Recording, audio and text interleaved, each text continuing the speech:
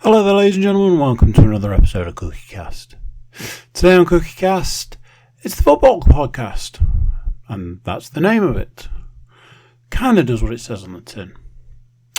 We are missing a host, ladies and gentlemen.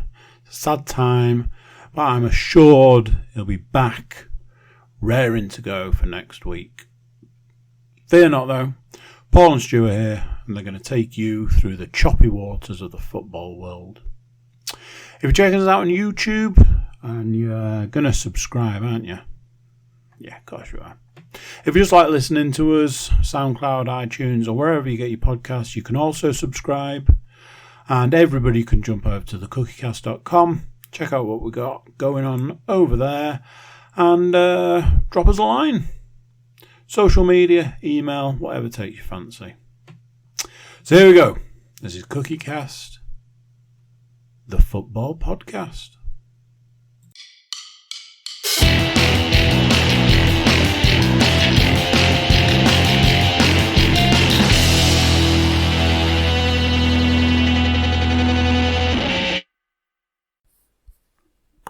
Recording in progress.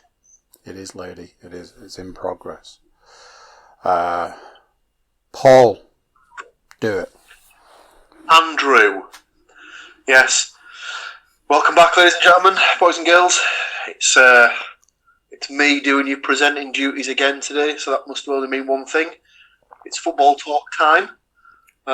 Now, sadly, we're at the first point in the season where it's a sad time if you're a Premier League football fan or a Championship football fan or even certain League One teams football fan, as we've hit the first international break of the season, which means there's no domestic games, there's no games in the Premier League or the Championship.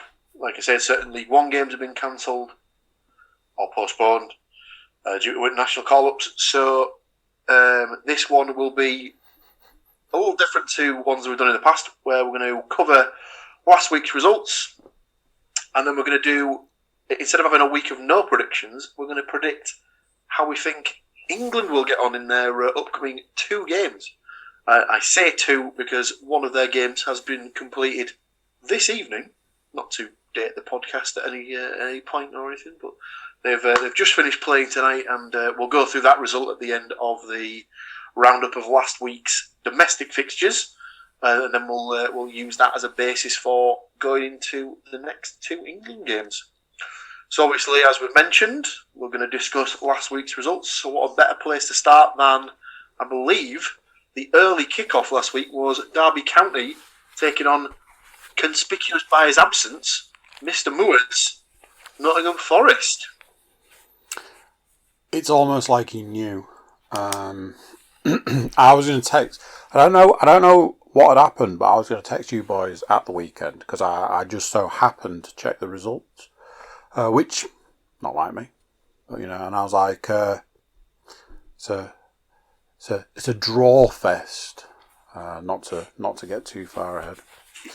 Derby County took on Nottingham Forest. Obviously, we can't ask Matt how that went down because he's not here. Because let's face it, he just doesn't care enough. Do you know what? I think even if he was on it, he'd probably say that he cares very little at the moment, as the team's not really doing much to keep him gripped and in the fold. How dare you? He just decided not to turn up on the first week that his team put some points on the board, is all. I mean, it's not a big deal. It's definitely not related. Matt. Do we think it's some sort of protest that they couldn't continue the losing streak, so he's flat out refused to be involved with this week's podcast?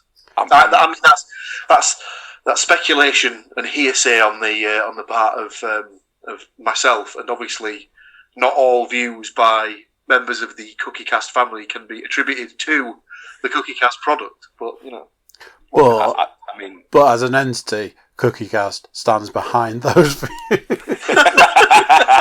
In solidarity with those views, CookieCast. He's going to watch this back, and then the next time we're all together, he's going to kick at least one of us square in the nuts.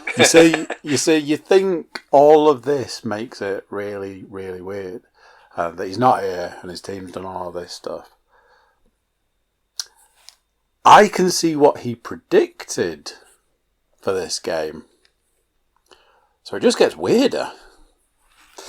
It was 1-1. Derby County 1, Nottingham Forest 1. Goal scorer for Derby was Lawrence.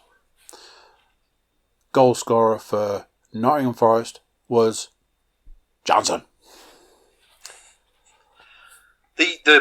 As irritating as the lad is, the Tom Lawrence goal was a bit of a snorter as well. It was a nice tidy little finish. He sort of latched onto a ball over the top and he just pinged it straight in the bottom corner. It was a good little finish, to be fair. More's the pity. What I can tell you is that nobody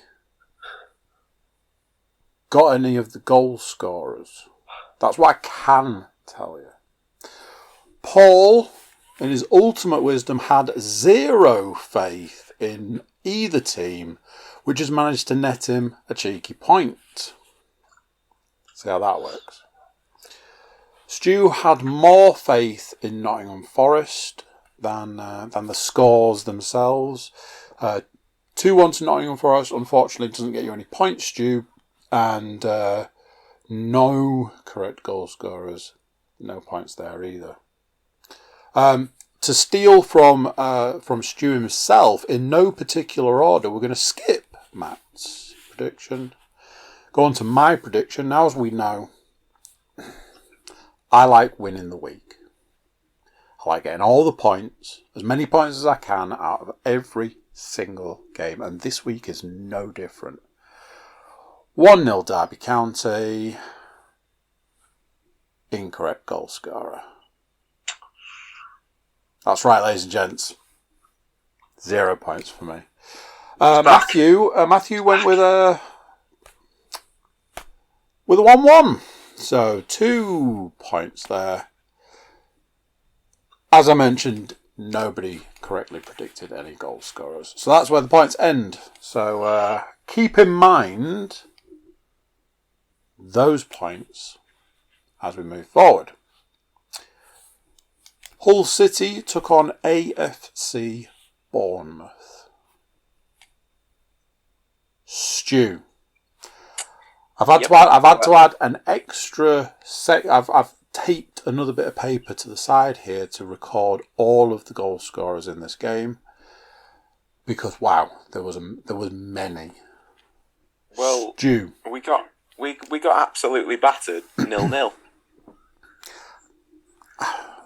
I don't think that's right, is it? Well, if you look at the stats on the game, it maybe will be, because possession was almost 60-40 in Bournemouth's favour. They had 12 shots in the game, 5 of which on target. Hull, on the other hand, had 3 shots and none of them were on target. So ultimately, I did fancy Bournemouth to do reasonably well at the beginning of the season, and after hitting a bit of a pasting recently as well, that 0-0 against a team like that, I don't think is the worst result for Hull. In terms of league, in terms of score, however, I shall leave that to you to divulge. So, with 0-0 on the board, all of the 7 goal scorers that were predicted get no points. And of the 4 people predicting scores, 3 of them predicted one team to win over the other. But one man continued his putting down a draw streak to net himself 1 point. Congratulations to you, Mr. Paul Williams, on your 1-1 prediction. I will hold my hand up on this one, and as Paul pointed out, I'm clearly, not lacking a few hamsters on the wheel today, because I had to check if 1-1 still got a point, but I'd already given Paul a point for 0-0. A little behind the scenes footage there for you. I like to keep you in the loop. Let's move on from my, my mentals, as Marshawn Lynch would say. Middlesbrough took on the mighty Blackburn Rovers. This is where things get real interesting because we've got a little snippet. We've got correct goal scores and a surprise goal scorer. So, Paul, talk me through Middlesbrough versus Blackburn Rovers. I believe that it was 1-0 to Middlesbrough with Daniel Ayala scoring an own goal. Oh, that would be interesting. No, sorry. I've accidentally jumped back a week and I've just given out my prediction. Oh God, what a silly sausage!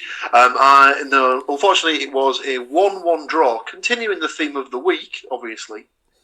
Blackburn took the lead through a Sam Gallagher strike, and quite a strike it was. Middlesbrough equalised through a Johnny Howson lovely dinked chip, and there were no further goals after this point. Correct, there were no further goals after this point in time. You correctly pointed out that not only did you not get the score, you did not get a goal scorer. Stu, on the other hand, correctly predicted a 1-1. 2 little points right there. And that's where the scores ended, or so I thought, because tucked away over in the corner here, somebody predicted a Gallagher goal. Matthew Moore, Gallagher to score. So, points on the board. Obviously, as we know, this guy's the man to beat. I managed to get 0 in all 3 games. I thank you. It's a gift that keeps on giving. I want to thank the Academy for this opportunity. I want to thank you, gentlemen, for indulging me. What can I say? I think by this point, I think William Hill should be thanking you personally if anybody's taking bets. It's not that, but the number of circuses that have called me in the last week trying to get me on the phone, it's flattering. It really is. What does that do for the scores for the week, hey, you ask? Well, don't you worry. I'm going to tell you. Paul, after a recalculation, and that's not strictly true because I didn't write any scores down for the second game, just in case, adding his extra point, finished the week on 2. Stu, following hot on his heels, also finished the week on 2. Matthew Moore, however, with that point in the last game, took the lead with 3. And as we know, I'm all about the points. Big fat bagels for me. So congratulations, Matt. Not only did your team manage to, not lose this week, you managed to win the week, and you're not even here. I can only presume he's going to be here for every single week for the rest of the season. Just like, is it going to happen again? Is it going to happen again? And it never will. So, after talking about fantastic football, Paul, I believe you're going to tell us about how England got on. Yes, obviously this is the point of the podcast where we would normally predict the upcoming fixtures for Middlesbrough, Hull and Forest. However, we can't do that until the following weekend. So instead of doing no predictions, we thought we'd change it up and we'd throw in some international predictions. So England have just finished playing away in Hungary this evening, where they were roundly booed for taking the knee. So obviously, big thumbs up to Hungary for their lovely stance on equality and stuff. So well played, lads. Nice of you to be such bigots and that. So that's lovely to see. It's not their first offence though either, is it? Because nope. The only reason that they had a crowd in tonight was the fact it was a FIFA competition. Had it been a UEFA competition, they've got a 3-match sort of behind closed doors order in process at the moment. I had seen that one of those is suspended. However, I'm not really sure how that works. It's like, you've been really racist and you've been really bad. We want you to play in front of no fans for 3 games, but we might let you off for one of them if you're then good again. It's just like, I don't get that. I really don't get that. Nonsense, isn't it? Absolute nonsense. But then again, UEFA are exactly known for their outstanding moral compass and whatnot. I believe there was a situation during the Euros where Germany wanted to light up the outside of the Allianz Arena in rainbow colours as a sort of a stand for equality for homosexual nature. I can't even think of the best way to word that. I've phrased that terribly, but and UEFA said no because they classed it as a political stance, and everyone was like, "Well, that's not what it is at all." But okay.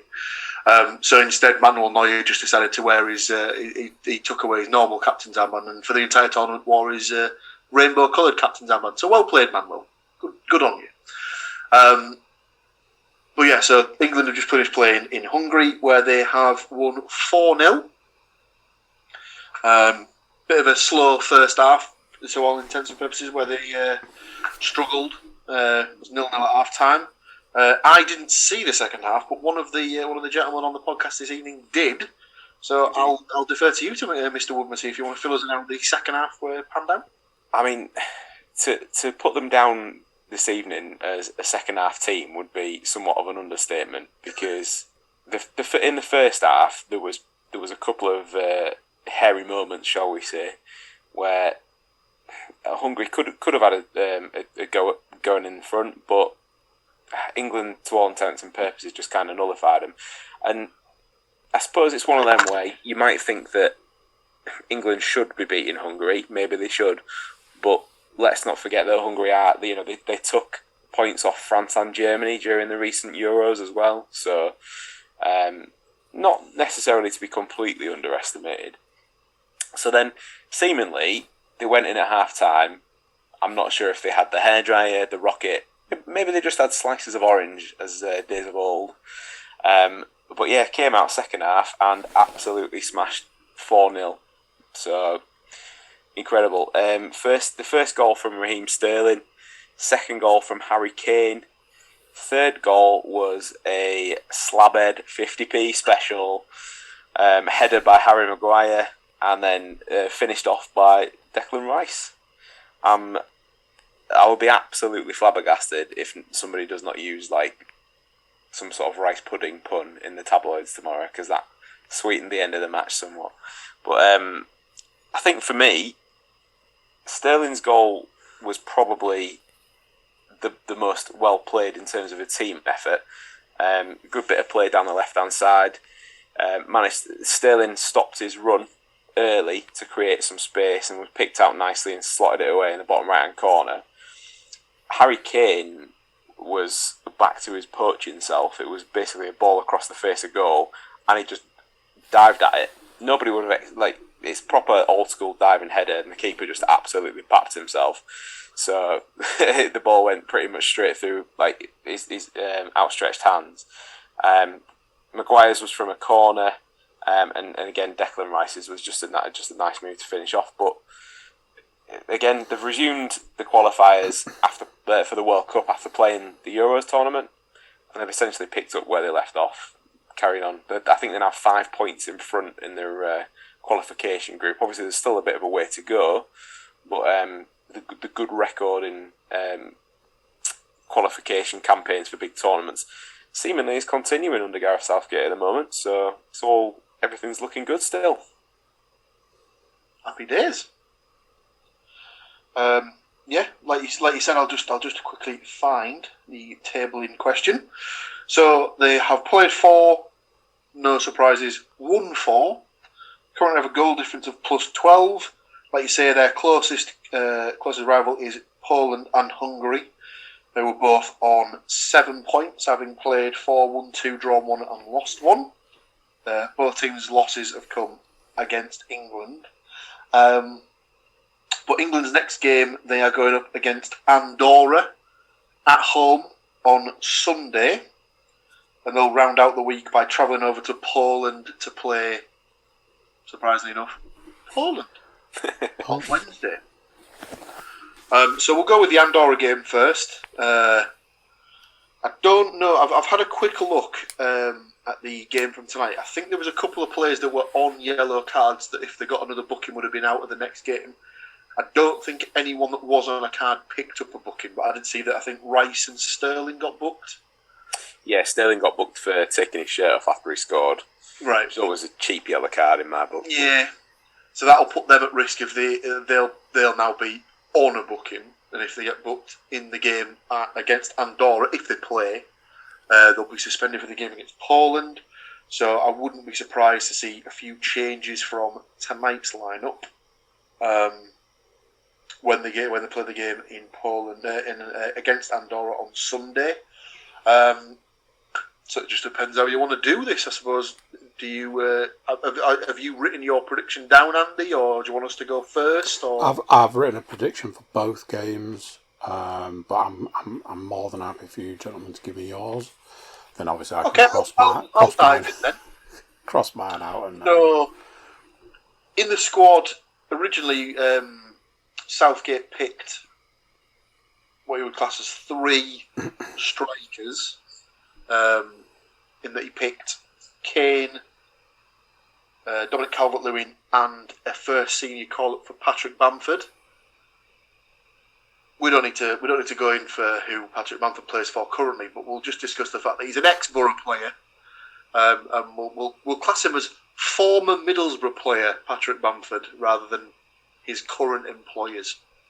I think is probably the best way to describe that. So I think Southgate is much more likely to start him in a game against a lesser opponent. No offence to Andorra, but they're definitely classed as a minnow of international football. I think he's more likely to, if he's going to pick Bamford for a game, I think he's more likely to pick him for the Andorra game than the Poland game. So I think he'll come in for Kane and start the game. And I think England will probably do the same, if not better, than they did tonight. So can you put me down for a 5-0 win, please? Ridiculous, I know, but whenever they seem to play against these smaller teams, they always seem to start slowly, and then at about the sort of 50, 60-minute mark when their players are tiring, which is the age-old thing of part-time players, they're probably not used to playing 90 minutes each week. Then obviously the gaps sort of appear and the goals tend to fly in a bit more. But I'll go for Bamford to get 2. I think he'll make quite a few changes to keep the team fresh. I don't know why he's in the squad, but he seems to like picking him. So stick me down for Lingard to get a goal. Stu rolling his eyes because I'm pretty much just doing his entire pick here. I love it when a plan comes together. I'm just having a look at who was on the bench tonight who might get a game. I fancy a Jude Bellingham goal. Yeah, so we're going for a Jude Bellingham goal. And then the last strike, I'll go for Mason Mount.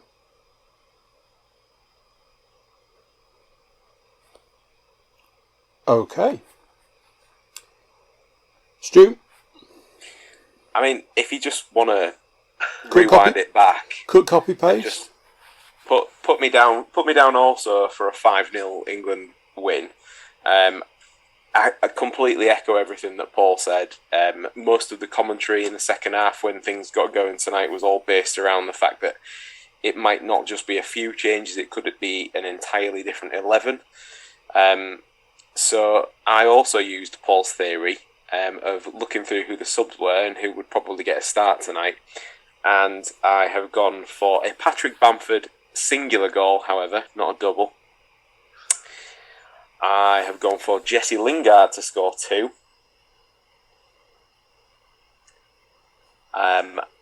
put me down for Saka, seeing as for me he was England's player of the Euros.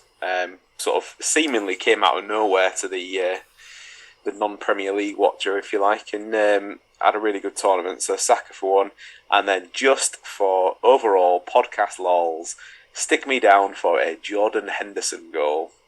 That's the reason why Matt Moore's not on. That's the reason.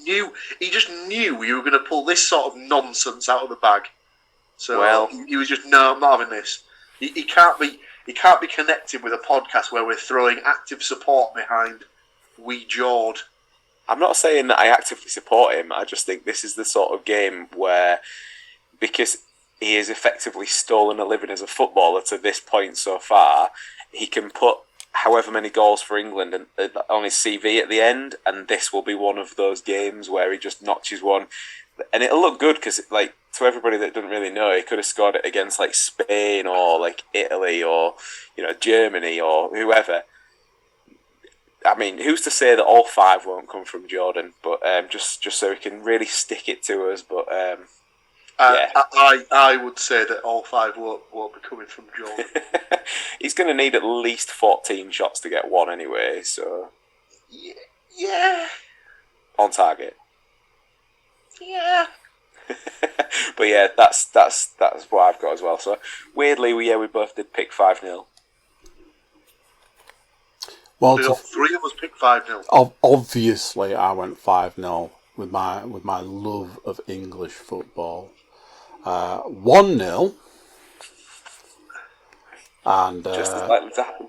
Against better judgment, I went with Bamford to score because I've left Matt a space. He has been informed of our decision to move forward with the We'll play the same principle that we've adopted for the NFL podcast in the past, where if he gets his picks in before the games kick off, he's active and he's in play for predictions, points and things like that. So if you're listening to this, Matt, don't know if you are, I don't know why you would be, but you've got until Sunday at 5 p.m. To get your pick in. I mean, now if he has listened to this before that time, he's probably on his way down to FA headquarters or St George's Park, or wherever it is, just purely to protest about Henderson being in the squad now. Oh dear. So we move forward to Wednesday next week. I'm gonna hazard a guess that it might be in. Oh my good lord! Well, I think it said it's being played at PGE Narrow-Derby. Now, can you spell that? Can you use it in a sentence? Nope. Here we go. Stadion Narrow-Derby. It's in Warsaw. It is the Polish national stadium, so makes sense. I believe Warsaw is the capital, so why not have your national stadium in the capital? Makes perfect sense. So England will be travelling to Warsaw to take on Poland. As I ruined Stu's pick last time, why don't I let Stu go first this time so he can ruin my pick? Feels solid. I mean, it might, but I think that the team against Poland's going to certainly be a stiffer test, you would expect, than the game against Andorra. I would expect pretty much the team that played tonight to probably feature again. So it's the same team that played against Hungary. Don't think it'll be quite as straightforward. So to borrow a little bit actually from Mr. Cook's previous prediction, I have gone for a Poland 0, England 1. However, I haven't got Harry Kane to continue his streak of scoring in qualifiers, but I do have Raheem Sterling to get the goal against Poland. Nice. Like it. I like what you're thinking. Paul, do you want to give me yours, or do you want me to tell you what I think? Why don't you give us yours, and I'll finish us off. Probably should phrase that a bit better. I think that's a different podcast. One we do after dark. That's the Cookie Cast After Dark podcast section. It is, and it's on our OnlyFans page, which you can find at OnlyFans. I like what Stu's throwing. No surprises. I've gone with a 1-0. The only difference really is I have gone with Kane to score. Very nice, very nice. I think there'll be a few more goals in this one, but I think the goals will be shared around. So I have gone for Poland 1, England 2. Classic. I have a friend who has a Polish wife. She's very lovely, and her favourite player of all time is Robert Lewandowski. So of course, he will be my pick to get the Poland goal. And for the England goals, I'll go for a goal each from Kane and Sterling, please. How did you come up with that, Paul? Generally, what I did was picked the players who score goals. Ah, okay. I didn't know if there was any other influence on your picks there.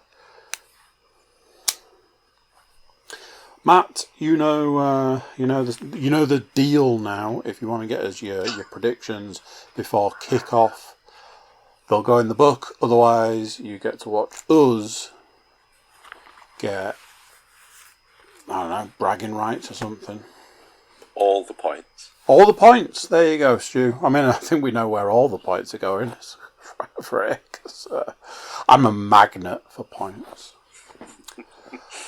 So, that's all the predicting out of the way. Been doing things a little bit of a different way around this season. And the news tends to come later in the podcast. Any news this week?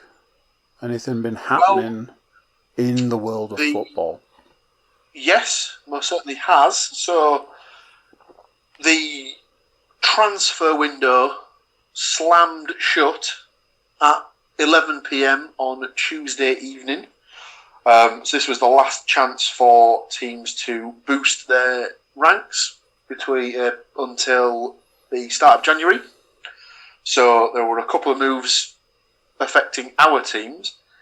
However, we'll come to that in a second, because a couple of weeks ago we had a conversation about arguably the greatest player of all time leaving Barcelona. Obviously, not wanting to be outdone by his arch nemesis, Mr. Cristiano Ronaldo was obviously like, Messi's getting some headlines here, and he's with his transfer. Should I maybe angle for a move? Get some news about myself. Yeah, let's do that. So there was rumblings that started that apparently Manchester City had agreed a deal, or had certainly opened talks with Juventus for the transfer. This was obviously met with incredible frustration and anger by Man United fans, claiming that he was the biggest Judas ever, because, transfer rumours, as soon as they hit, instantaneous gospel. So there was a couple of videos that went on the internet of people burning their Ronaldo 7 Man United shirts, which, given the team that he actually ended up at, was incredibly hilarious. So so initial talks with Man City went through, and it looked like that deal was going to be on at one point, and then it came out that Man City had pulled out of the deal. I think there was some small rumours that PSG were looking to bring him in to pair him with Messi. That sort of came and went fairly quickly, and then it happened. Man United stepped into the breach and decided, let's bring him home, apparently. I mean, that famous Portuguese club, Manchester. Yeah, exactly. I was going to say I'd forgotten the point where he came through the United famed academy in Lisbon. He did Fame Academy.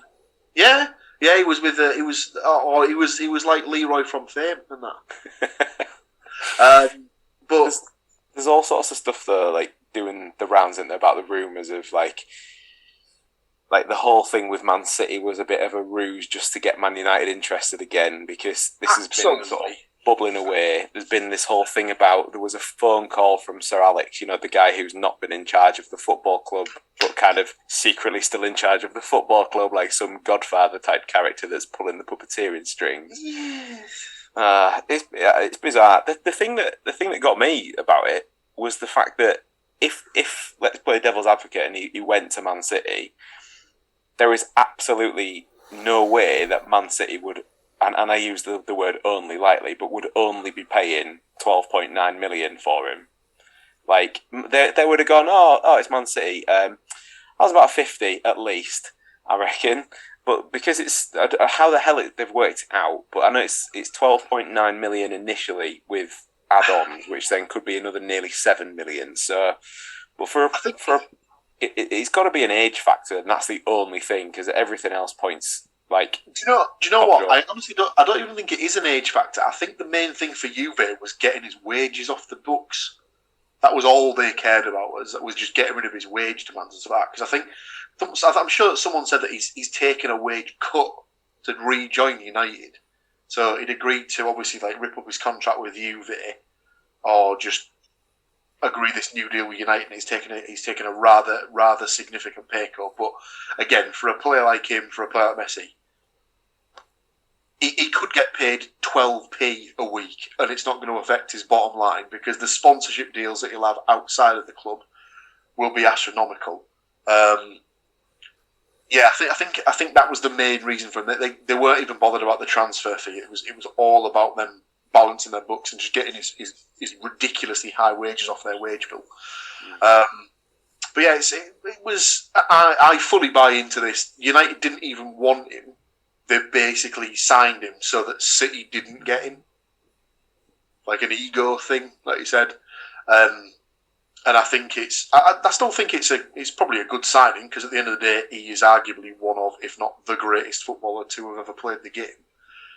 He's obviously still in fantastic nick. He's 36, but he scored 2 injury time goals to win the game for Portugal last night against the Republic of Ireland.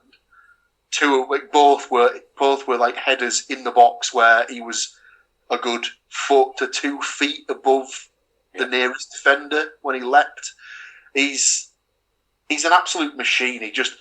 His diet and exercise regime must be the most boring thing you've ever seen.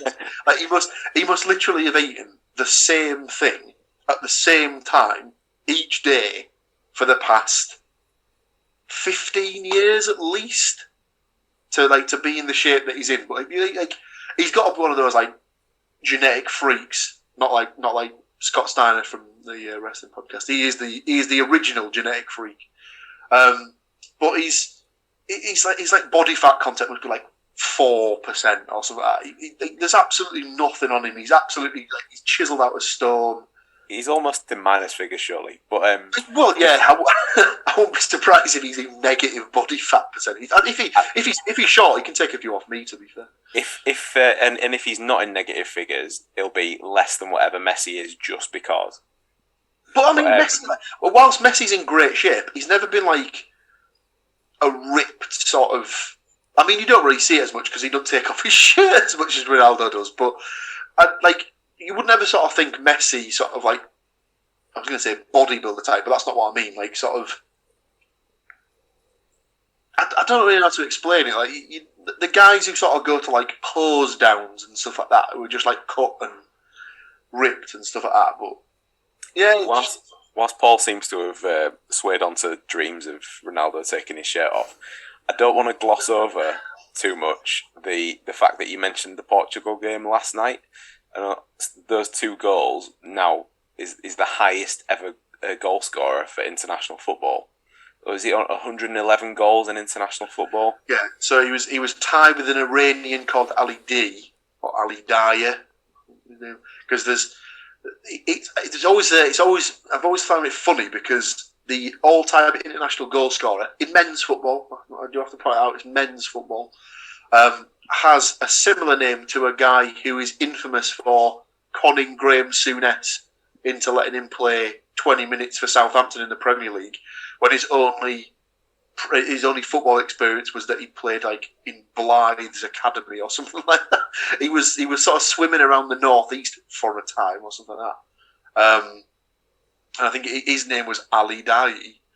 But yeah, he's now surpassed Ali Dia, the Iranian striker who had 109 goals. Ronaldo equalled his tally at the Euros, but sadly got knocked out before he could increase the tally.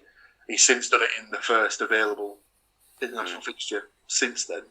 So yeah, so he's on 111 goals. He's basically going to set a mark that's probably unlikely to be passed at any point in certainly in our lifetime. So I saw some of the post-match interviews with the Republic of Ireland squad and manager last night, and I don't really think there was more than one question about their own performance. They were all asked about Ronaldo. Like, we were 1-0 up. We've just lost 2-1 in the last minute of the game, or last 10 minutes of the game, whatever. Pretty much, we don't need this. Like, why are you asking us about him? Like, just leave us alone. But they were all very professional and very nice, and I suppose were flooding. Obviously, it must be absolutely gutted for the Ireland players because obviously they've hung on for the best part of 90 minutes to get what would have been a famous win, and not only that, it would have been really helpful towards their World Cup qualification hopes. It would have put them right back in contention in that group. One thing that I did miss out on the fact that he had a chance to take the record earlier in the game, and he had his penalty saved by the 19-year-old Irish keeper who'd only played in, I think it was his second cap. So if he'd managed to keep that clean sheet, and he can say that he was the keeper that stopped Ronaldo breaking the record, he'd have had a story to dine out on for the rest of his life. Oh, man, sadly, he didn't go that way.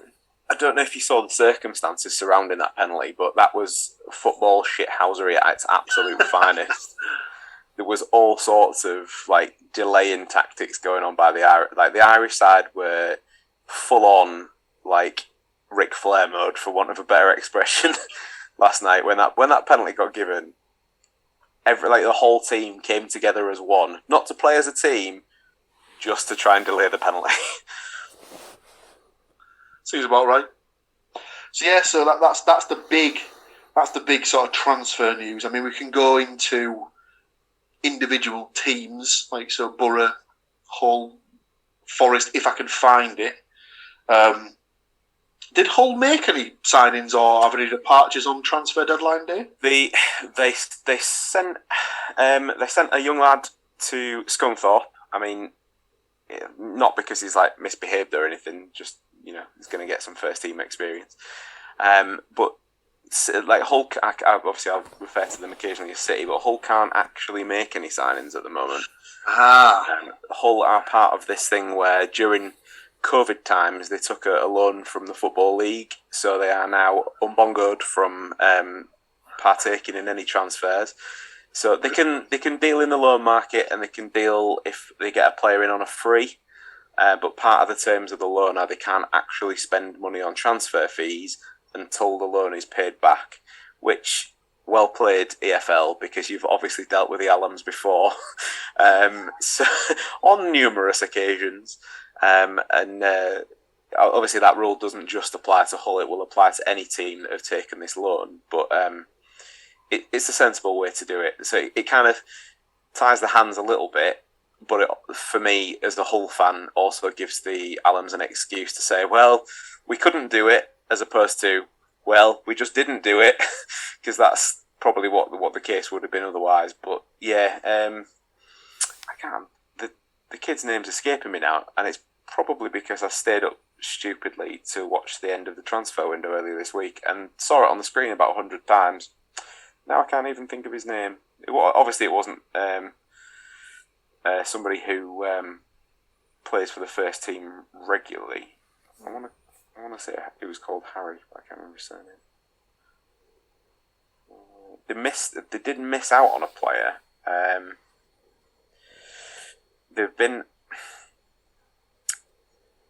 They were after a midfielder from Sheffield United on loan called Regan Slater.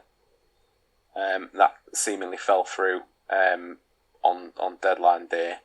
They were after shipping out Tom Eaves as well to a League One side, but I don't think that went through in the end either. I'm not too sure. We're trying to bid him off back to Gillingham with it.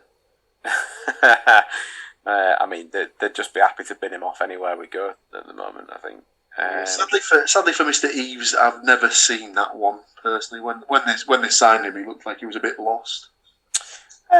He's shown flashes, but he was never consistent, and that's his biggest downfall. If he could have actually strung like a few games, or maybe a goal every other game for like 8 games or so, he'd probably got a decent run in the side. But he never looked sharp to me. He didn't have that level. So I don't know if he sort of, because he was quite a tall lad, wasn't he? He was like a 6 foot plus fella, wasn't he? So I don't know if he was either maybe in the team, like you'd imagine he'd be in the team as a target man. Yeah. Maybe he was more of the type of the player where you sort of play it into him for him to sort of bring the ball down and lay it off to the guys in behind to sort of like score the goals and stuff like that. And I don't know if that ever really sort of played into his hands and stuff like that, because I think they obviously signed him off the back. I think they got him from Gillingham, didn't they? I think they must have seen something when he was at Gillingham off the back of that tempted them to sign him and stuff like that. But then having won League One last season and him not getting a run in that side, he was probably never going to be top of the bill for sort of sticking around too much anyway in the Championship. The kid who went to Scunthorpe was called Harry Wood. Okay. So I knew he was called Harry. I just couldn't think of his surname. But yeah, the midfielder. So he's gone for some experience. But I get the impression that it is for that and not to kind of shift him on. I think he'll be one to come back and then try and stake a claim after that. Fair enough. Well, Borough were quite busy in the on deadline day and in the few days before then. So the first player they brought in was a winger from non-league team Billericay Town. Now this is one that I'm going to have to after we finish recording, I'm going to have to bound upstairs and relay the name to my good lady up there, as she enjoys the names of the footballers that have got a little bit of an exotic name. So Borough's new winger is Toyosi Olusanya. Bless you. Thank you. He signed about a week or so ago. He did actually come on in the game against Blackburn, and there was a bit where he picked up the ball in the Borough half and was driving to get into the Blackburn half, and one of the Blackburn players was basically tracking him and just pulling his shirt back all the way, and then obviously the referee's blown for the free kick to the Borough, and basically he's just waiting until the guy's like sort of like falling on the ground, but then as he stands up, he just basically sort of picks him up and just shoves him back down to the ground, and he ended up getting booked for it. And I was just like, surely the ref's got to use a bit of common sense there and book both of them. Well, I think he might have booked the Blackburn player as well, but like some of the other Blackburn players were sort of like coming steaming in and saying, "What are you doing that for?" And it's like he's basically just dragged the fucker from like the best part of 20, 30 yards when he's like trying to sort of like he's basically trying to swap shirts with him in the middle of the game. Of course, you're going to be pissed off if this kid like won't let you go, because like, that's the one thing he's got is his pace, and so I'm assuming that's why he's been signed, because he's an exciting sort of pacey forward. But yeah, he looks like he's by no means a sort of like the finished article, but he's one sort of to being around the first team and stuff like that. So we'll see how he gets on. I was chuckling when you announced that one because I saw the look of fear on Andy's face when he realised that we're all picking him for goal scorer next week. Yeah, all I could think was, jeez. I hope he never scores. Well, I think he just I'll have to check it on the socials, but I think he just goes by Big T or T-Man or something like that. So if I He goes I'll by do my Mr. research and find T. out. Brilliant. Oh, can you imagine? But yeah, sadly there was a departure from the striking ranks, and sadly, lads, for the next for the upcoming season or the remainder of the season, sorry, we won't be able to pick Chubba to score anymore. I mean, He's what? departed. He's departed on a season-long loan back to PAOK in Greece. Sounds a bit average to me. Unfortunately, that's bad. That's so bad. So bad, Stuart. Yeah, he's Neil Warnock kind of shafted him a bit, really, because when he came in, he was adamant that was the guy that was his number one target for the over the course of the summer last year. He was really happy when he got his man, and then scored in his first 2 games. Then he went off the boil a bit. Towards the end of last season, Warnock came out and did an interview saying that he was the last player that he'd ever signed off the back of not seeing him in person, and that he was going off like YouTube clips and videos that the scouting team had put together for him and stuff like that. And then he just continued to just throw him under the bus, basically, and said, "Oh yeah, we're probably going to send him out on loan because every time he's come onto the pitch, he's not really done it for us, has he?" And stuff like that. And he was probably just like absolutely slating him. It was like you can't manage a team like that. And there's a lot of fans are starting to become a little bit disillusioned with Warnock, and they're thinking that some of his methods are a little bit dated, which is understandable for a 70-plus-year-old manager. But Just as an aside, if I was to look for next manager firing on Sky, where would I look for that? Just you know what? asking for a friend. I'm sure we've done this live on the podcast where we tried to find it, and for some reason Sky Bet don't offer it for the Championship. They do it for the Premier League, I think, but they don't do it for the Championship. Any idea who might do it for the Paddy Power, maybe. But okay. If you're tempted, Andy, maybe save it for a week when Mr. Moore's back on the podcast, because he'll be clamouring for Chris Hughton to be that first player. Oh, I've already got money on that one. Don't you worry. Oh, yeah. So sadly, farewell to Chubba. He's gone for the season. And as we know, we all hate it when a Chubba goes. Sad times when that Chubba disappears. The next player that was brought in was another winger, another forward player. They signed Cuban footballer Onel Hernandez, who signed on loan from Norwich until the end of the season. The one time that I've taken Amy to a game was Norwich at Middlesbrough. Well, I say to her, she bought the tickets for me, which was lovely. It was against Norwich, and he did score the winner for Norwich. So let's hope he can score plenty more goals at the Riverside for the Borough this time. We then move into deadline day itself.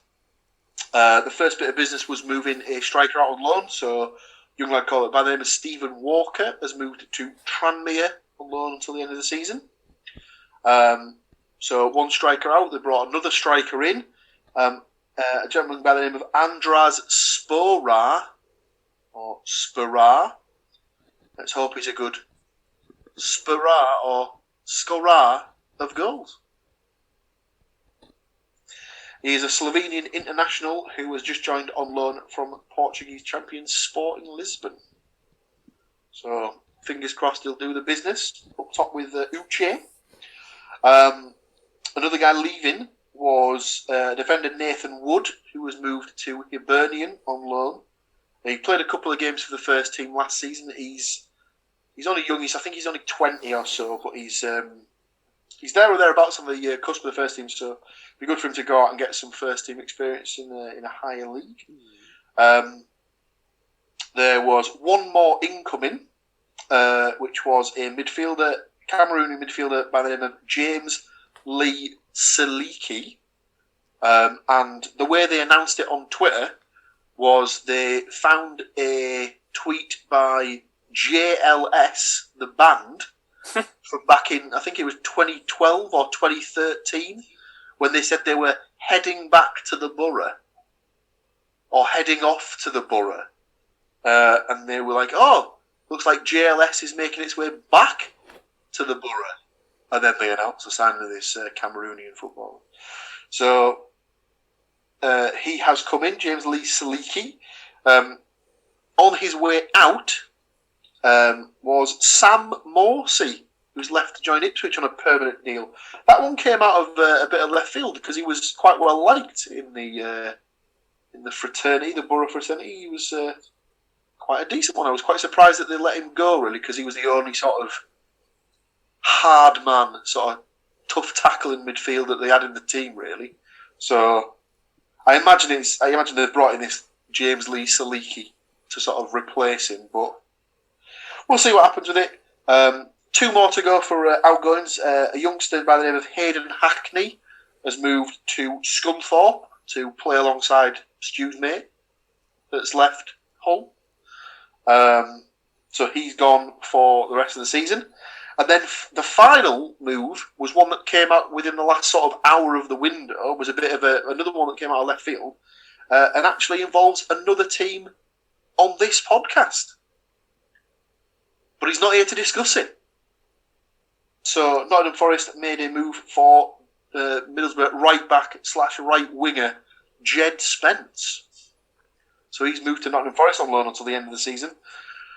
Yeah, like I said, that was a strange one for me because didn't really see because he's played 2 of the 4 games that they've had so far this season. So yeah, a little bit surprising that he was moved on for me. But good luck to him. There was no clause in the loan agreement for it to be made permanent at any point by Nottingham Forest. So I imagine that it'll be a case of he will come back at the end of the loan, and he'll be brought back into the fold, things like that. I am now just having a look on the Forest website to have a look at their deadline day business. So we'll go with some of the outgoings first. So they sold defender Jordan Gabriel to Blackpool. Moved Harry Arter to Charlton on a season-long loan. And Nuno da Costa has moved to Cannes in France.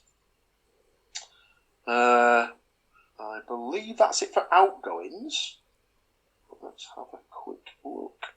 So they've signed a couple of players on loan. Let's have a look. So, Nottingham delighted to confirm the signing of Paraguayan central midfielder. Oh my God, Brian spelt really weird, or like brain spelt really strange. Ojeda, the 21-year-old, joins the Reds from Paraguay Primera Division side Olimpia on a 4-year deal. So that's a permanent signing. Ojeda. The Reds have also signed fullback Mohamed Drager from Olympiacos on a permanent deal. Now, that's probably a little bit suspect because Olympiacos is the owner of Nottingham Forest's other team. So that could be a sort of, oh yeah, he signed for an undisclosed fee. Undisclosed meaning we didn't sign him for any fee. We're just going to say that we paid like 8 million if we need to get creative with the books. Let's put it that way. According to the Nottingham Post, they also picked up another defender on a free as well, by the name of Rodrigo Eli, or Ellie. I'm assuming it's Eli. I've seen that one. That's only on a season, on a 1-year deal though as well. So it seems strange, I guess. 27-year-old centre back, and it says he's put pen to paper on a deal with the Reds until the end of the 21-22 season. So obviously that maybe feels a bit more like a cover signing, and see how he works out at the end of the year. Yeah, probably. Another one that I saw they brought in was a striker from West Ham by the name of Xande Silva. Forward from Hammers in 2018 for a deal reported to be in excess of 3 million. That was when he signed for West Ham. Signed on a 2-year deal. Becomes the Reds' 8th signing of the summer transfer window. So that's your transfer deadline day roundup, basically. I think it's safe to say that it feels like Forest were much the busier side on the final day. Yeah, I mean, we all, like I say, we only brought in those two, and then moved a couple out. The Spence one was very surprising to me, but there's been question marks over whether Warnock fancies him because he clearly didn't like him as a wing back. Maybe it was he had to work on his defensive side. He was obviously very good going forward with the ball, but maybe not as maybe not as disciplined as Warnock likes his right side to be. So I imagine that's why he's been moved on. At least we'll still be able to cover his games for the podcast. So I'll be able to keep a googly eye on him for the coming season. See how we get some. He's only young, so. Well, it gives you an instant goal scorer pick for when you guys play each other, doesn't it? Well, or does it though? Because the terms of his deal will probably be that he won't be able to play. Yeah, it's a loan deal, isn't it? Yeah, maybe not. So we'll see. We'll see what happens. So, lots of movers and shakers. Any other news from the world of football? If there's no other news, that brings us to any other business. With lots of shaking heads, I'm going to go ahead and say that there's probably nothing else. So, join us next time when we find out how England managed to do, and we get back to talking regular football, normal football, properer. That's right. Matt, you were sorely missed. We look forward to seeing you soon. But thank you to you two gentlemen for taking me and these wonderful people through the sometimes choppy waters of the football world. Until next time, I'm going to say bye to you boys, bye to these people, and I'll see you later. Bye-bye. So there you go, what do you think to that? Another one done, another week of games in the book, both historically and the little book that I write in. If you're checking us out on either SoundCloud, iTunes, YouTube, or anywhere that you get your podcasts, whether it's audio, video, or smoke signal, do subscribe. It's a big help to us and we really appreciate it. Cookiecast.com is where you can get all your social media links and your email links. Drop us a line, tell us how you're getting on. So that's it for this one. Till next time, I'm going to say bye, and I'll see you then. Bye.